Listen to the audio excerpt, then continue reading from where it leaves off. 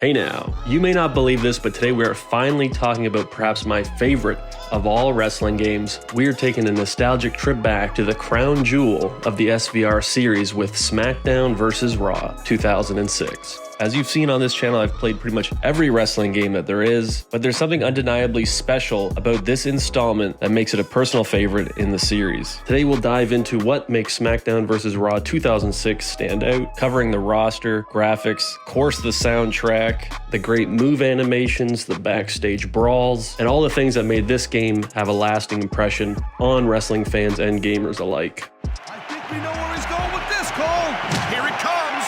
The FU. He just drove his opponent straight into the ground. First up, let's talk about the roster. One of the most impressive aspects is undoubtedly the star-studded roster that is indicative of the time. You had the golden era legends like Hogan and Ric Flair, the modern day legends like The Rock and Steve Austin, and this era's legends in the making, John Cena, Batista, and Randy Orton. Now, of course, this is a few years removed from SmackDown Here Comes the Pain, so there is no Brock Lesnar here. A few of the WCW stars have come and gone at this point. Scott Steiner, Kevin Nash, DDP, and Goldberg, which is unfortunate because he was fun to play with. So they are missed here, but the active roster at this time was amazing. You had Undertaker, Kurt Angle, Triple H, Eddie Guerrero, Edge, Rob Van Dam, Rey Mysterio. It really was a great time to be a fan. I think he's looking to finish off his opponent right here. There it is, Cole. To me, one of the most impressive aspects of this game are the move animations. When The Rock hits a rock bottom, it looks like he's doing it himself, maybe with a touch of added arcade flair to it. Unlike the 2K games, which to me, it looks like they get a bunch of indie wrestlers in a warehouse and have them copy The Rock's moves. I feel like you can really tell the difference. Let's do a comparison from 2006 to the current 2K game. Starting with a rock bottom from SmackDown vs. Raw 2006. Oh man, someone's about to hit the bottom here, Cole. Rock bottom. And now a rock bottom from WWE 2K23. How does the move animation look better from 2006, which is 17 years ago? That doesn't make any sense, but it is a testament to the awesome work that Yuke's did on this game and how well it's held up after all these years. Look at this, Taz. This could be it.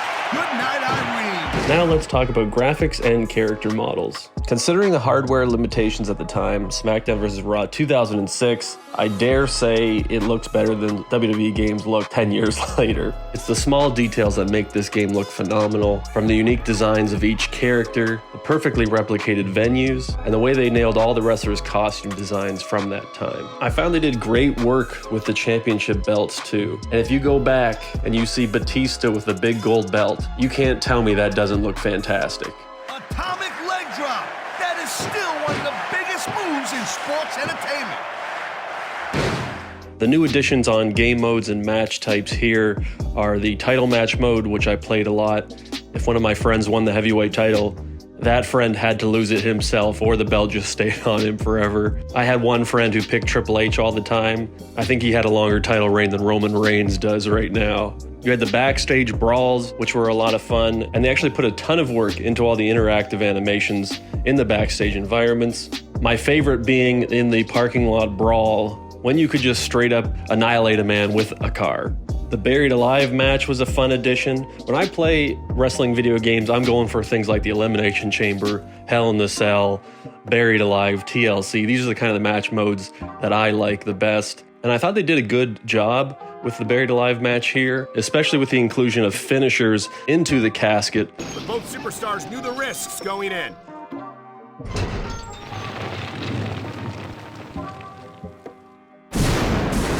Now maybe the strangest addition to the game is the Fulfill Your Fantasy match, but I can't make fun of this game mode too much because I use a paddle in my matches as well. There also was the inclusion of the General Manager mode, which was a big addition for all the fantasy bookers out there.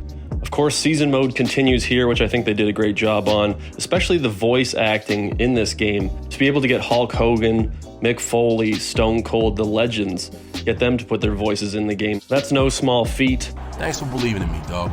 Actually, Cena, neither one of you convinced me of anything. RVD wanted a match, and I gave it to him. And besides, he made some good points. You never did say where you were when Long was taken out. And when you look at some of the NBA 2K games and see the terrible voice acting there, you'll appreciate this even more. Who have thought About what?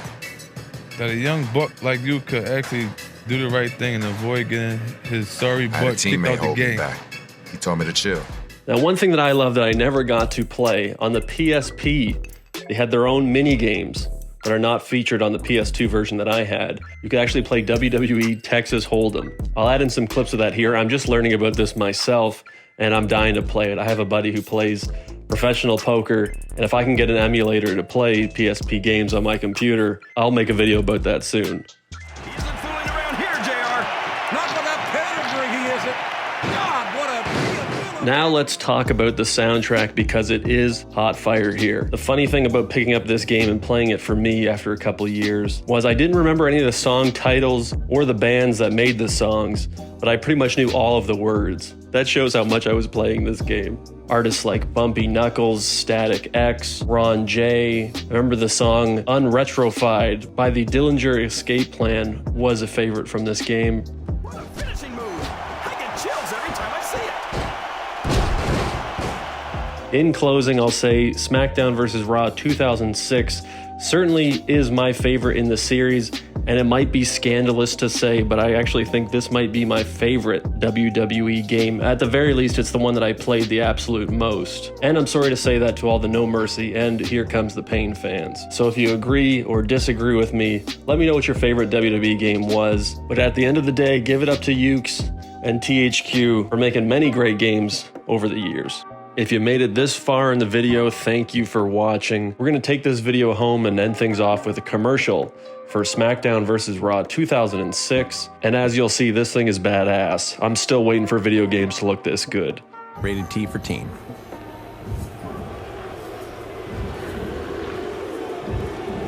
I got this far. I can do it.